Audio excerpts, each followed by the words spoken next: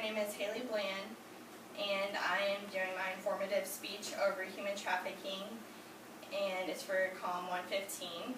This is my audience today. Imagine that one night you were taken out of your home and your community, away from your family and friends, and you were taken away from everything that you've ever known and what was normal to you. And you did not have the chance to say goodbye or pack your bags or take anything with you. And you never got to see anyone that you knew again. And you were taken into a different surroundings and anything that was not normal to you.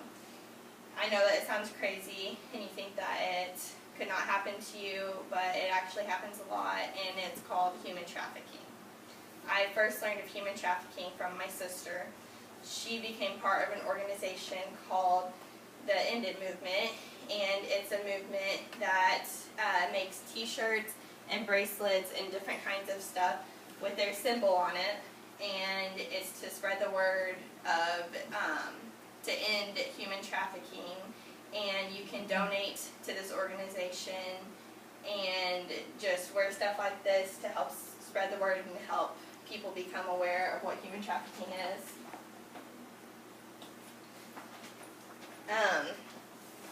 So today I'll be talking about what human trafficking is and how you can prevent it and where it occurs at. So now let's begin with what exactly human trafficking is. Human trafficking is a modern day slavery, and it is a growing market that is spreading throughout the world. The definition, or one of the definitions of human trafficking, is the recruitment, harboring, transportation, provision, or obtaining of a person for the purpose of commercial sex act that has not attained 18 years of age or older. There are many different theories of when human trafficking first began. Some people believe that it began whenever they brought the slaves over to America, and some believe that it began back in the 1700s whenever the child labor abuse was going on. But no matter whenever it began, it is still illegal. And the 13th Amendment of the U.S. Constitution states that any kind of slavery is illegal. It prohibits slavery, and so human trafficking is a modern day type of slavery, and it's the same as the slavery back in the 1700s or whenever. So now that you have a little background on what human trafficking is, I'll tell you where it occurs and who it occurs with. It can occur with anybody, adult or child, or male or female, and it can occur anywhere. It has occurred in over 80 countries around the world, and it mostly occurs around strip clubs or bars, or where prostitution is, and where they can slip drugs into your drinks, or they can find women who are desperate and in need of a different life, and they try to tell them that they can give them a better life and lure them in, and then they make them their human slaves, pretty much. And it happens everywhere, all over the world. And so now that we have a little bit of knowledge about where it occurs and who it occurs to, we can talk about ways that we can prevent it.